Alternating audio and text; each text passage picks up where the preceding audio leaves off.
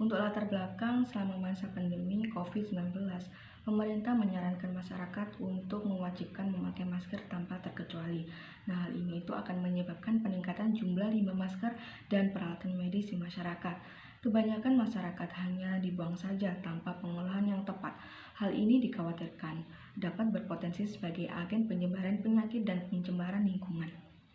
Berdasarkan studi Cordova et al. 2021, beberapa wilayah mengalami peningkatan jumlah sampah sebanyak 5% pada Maret sampai April 2020. Jika dibandingkan jumlah sampah pada Maret sampai April 2016, tentu saja peningkatan jumlah limbah masker pada tahun 2020 yang diindikasikan berasal dari limbah medis berupa masker. Peningkatan limbah medis tidak hanya berasal dari fasilitas kesehatan seperti rumah sakit, tetapi juga dapat bersumber dari masyarakat yang menggunakan masker. Selain itu, berdasarkan data KLHK pada periode 19 Maret 2020 sampai 9 Februari 2021, total timbulan limbah medis COVID-19 mencapai 7.500 ton. Mengapa dilakukan pengolahan limbah masker? Berdasarkan studi Tripathi et al., virus corona dapat bertahan selama 7 hari di masker. Hal ini mengindikasikan jika penanganan limbah masker tidak dikelola dengan baik, maka akan menimbulkan sumber penularan COVID secara masif. Selain itu, menyebabkan pencemaran lingkungan, merusak ekosistem, dan peningkatan timbulan limbah medis yang terbengkalai. Kemudian penyalahgunaan masker bekas dan dapat meningkatkan risiko penyebaran infeksi COVID di masyarakat. Tujuan pengolahan limbah masker adalah untuk meminimalkan penyebaran virus atau bakteri dari pengguna masker kepada petugas kebersihan yang mengangkut sampah. Kemudian ketiga, tiba di TPA, masker tidak tercampur dengan sampah. Kemudian yang ketiga, sampah masker sekali pakai sulit terurai secara alami di lingkungan, sehingga jika dikelola dengan tepat maka tidak akan berdampak buruk pada makhluk hidup, terutama lingkungan sekitar.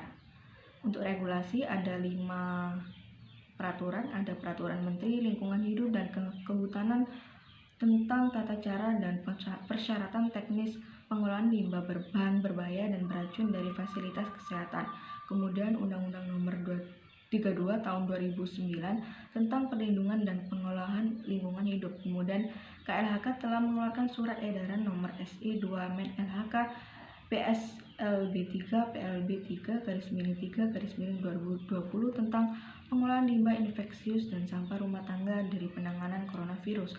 Kemudian Undang-Undang Nomor 18 Tahun 2008 tentang pengolahan sampah. Kemudian Peraturan Menteri Kesehatan Nomor HK 0107 Menkes 537/2020 tentang pedoman pengolahan limbah medis, fasilitas pelayanan kesehatan dan limbah dari kegiatan isolasi atau karantina mandiri di masyarakat dalam penanganan coronavirus.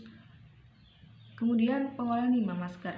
Apa saja yang harus dilakukan ketika ada masker bekas sekali pakai yang sudah tidak digunakan lagi?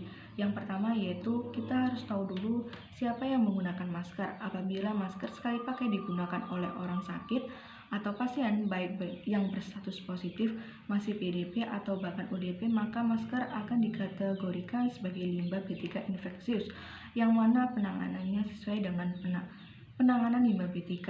Kemudian kedua, masker bekas sekali pakai dari ODP atau PDP yang melakukan isolasi mandiri di rumah sesuai dengan SE Menteri LHK. Masker tersebut harus dipisahkan dari sampah rumah tangga lainnya, dikemas tersendiri menggunakan wadah plastik yang tertutup rapat dan diberi label limbah infeksius.